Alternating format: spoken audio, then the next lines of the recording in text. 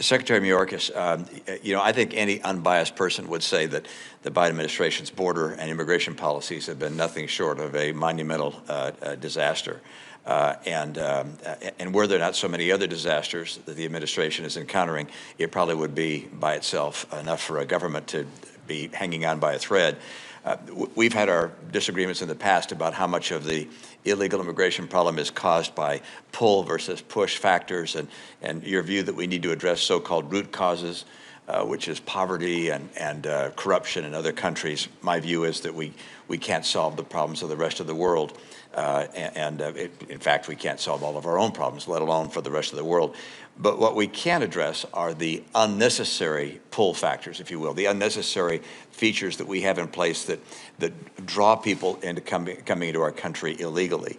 And let me just discuss with taxes. If an illegal individual wants to work here and wants to pay U.S. taxes, they're able to do that. Is that right? They're able to do that by getting an identification number. Is that right?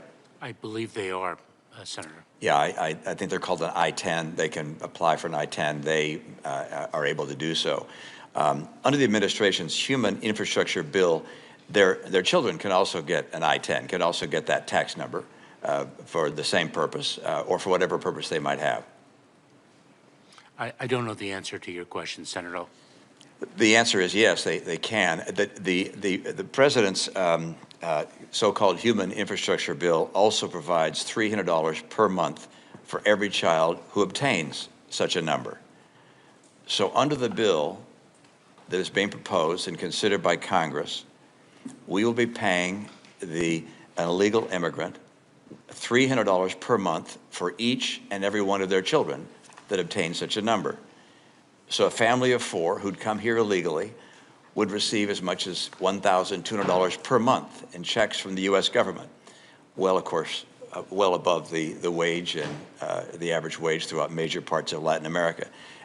Do you think that this provision, which would allow the children of those that have come here illegally to receive monthly payments, would represent an unfortunate and damaging pull factor that would draw people more and more people into our country illegally?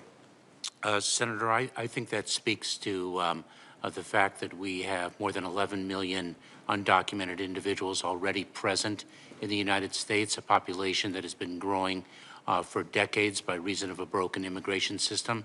I don't think it speaks to individuals who have not arrived in the United States. Well, clearly, if you can get paid $300 per child, even though the child is here illegally and you're here illegally, that's going to encourage people to come here. It also is going to represent a major expense for our government to pay the children of those that are here illegally $300 per month. It's one, it's expensive, and 2, it creates a greater draw to come to the country. Director, a question I'd ask you and perhaps the others as well, which is, it does strike me that 3 of you all have a very similar responsibility to protect our homeland from violence and extremists of various kinds. Are the lines of responsibility clear as to who is doing what, or do things fall between the cracks? Is there duplication, which is unnecessary? Should we be addressing how we organize this effort? Because I recognize we're asking all 3 of you very similar questions. You're looking at very similar aspects of the same challenge we have, which is protecting the homeland. Should we rethink how we do this? Are we duplicating the work? Or Director Wray, any one of you could respond to that. Well, I guess I would speak to it from the perspective of somebody who was heavily involved in this mission on the day of 9/11 and in the first 4 years afterwards, and then coming back from the private sector now. And I think we are well organized against the terrorist threat.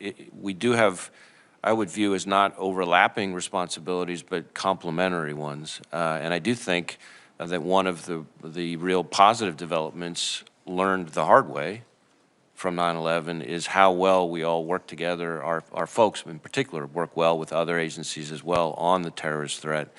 And I think there are valuable lessons to be learned from that. Doesn't mean that it can't always be improved. I tend to be dissatisfied by nature, So I expect continued improvement, but I think we're on the right track as far as that goes. And Lord knows we need it because the threats, as we just discussed, are not getting easier, they're getting harder. Thank you, Director. Senator, Chairman. may Thank I- you, Senator Romney.